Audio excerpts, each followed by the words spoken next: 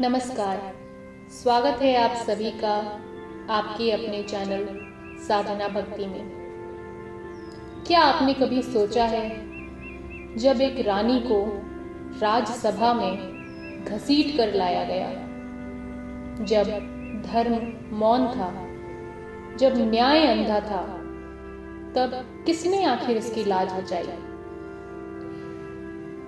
जी हाँ, मैं बात कर रही हूँ इतिहास की उस घटना की जब धर्म का अपमान हुआ। वे सिर्फ एक स्त्री का अपमान नहीं था, पूरे धर्म का अपमान था। और जो उस क्षण हुआ वो हुआ चमत्कार, जब द्रौपदी ने श्री कृष्ण को पुकारा कि हे गोविंद, मेरी लाज अब तेरे हाथ में है। और फिर जो हुआ वो इतिहास बन गया। महाभारत का वो क्षण जिसने पूरे युग का भाग्य बदल दिया। आइए इस वीडियो में हम द्रौपदी चीरहरण की पूरी कथा सुनते हैं। हस्तिनापुर की सभा में जुए का खेल चल रहा था। शकुनी की चालें युधिष्ठिर की सरलता पर भारी पड़ रही थी। राज्य भी गया, सेना भी गई, धन गया और अंततः युधिष्ठिर स्वयं को भी हार गए। पर बात यहीं पर नहीं रुकी। अब बारी थी द्रौपदी की, उस पत्नी की जिसने पांचों पांडवों को समान माना। अब वही द्रौपदी दांव पर लगा दी गई। युधिष्ठिर धर्मराज थे, पर उस समय उनकी बुद्धि भ्रमित थी। उन्होंने द्रौपदी को भी दांव पर लगा दिया और हार गए। दुर्योधन ने आदेश दिया कि दुशासन उस दासी को खींचकर दरबार में लाओ। दुशासन ने द्रौपदी के केश पकड़कर राजसभा में घसीटा।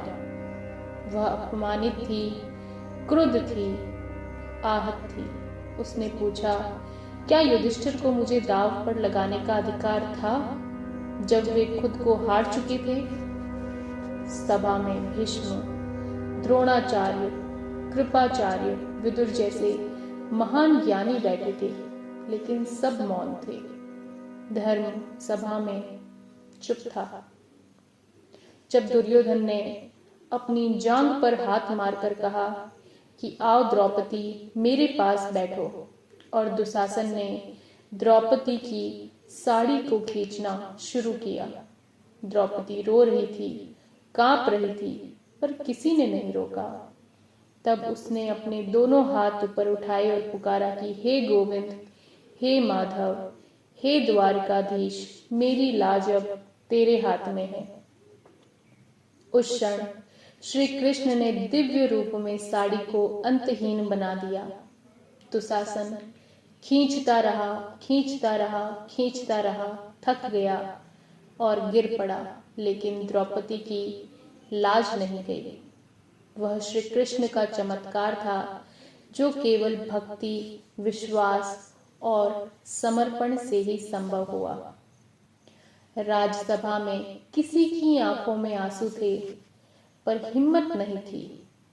धर्म अधर्म के सामने झुक चुका था और नारी की अस्मिता की रक्षा केवल भगवान श्री कृष्ण ने की। उस दिन द्रौपदी ने शपथ ली कि जब तक दुशासन के खून से अपने बाल नहीं धोऊंगी, तब तक बाल नहीं बांधूंगी।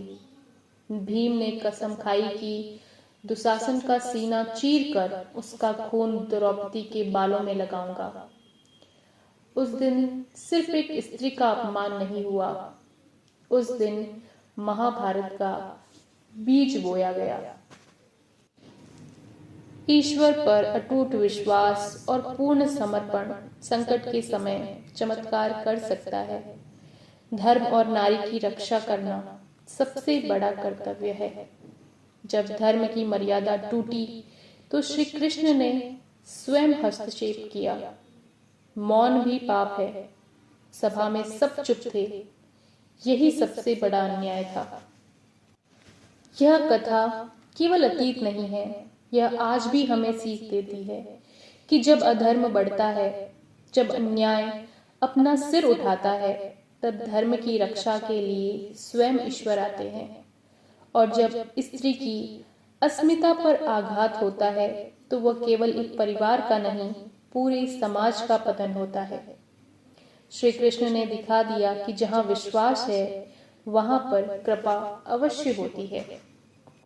द्रौपदी का चीरहरण की ये कथा सिर्फ एक इतिहास नहीं, एक चेतावनी है कि जब समाज मौन हो जाए, जब धर्म डर जाए, तब ईश्वर को स्वयं उतरना पड़ता है।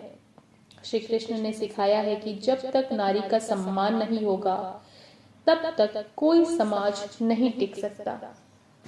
भक्ति में शक्ति है और न्याय के लिए आवाज उठाना सबसे बड़ा धर्म है।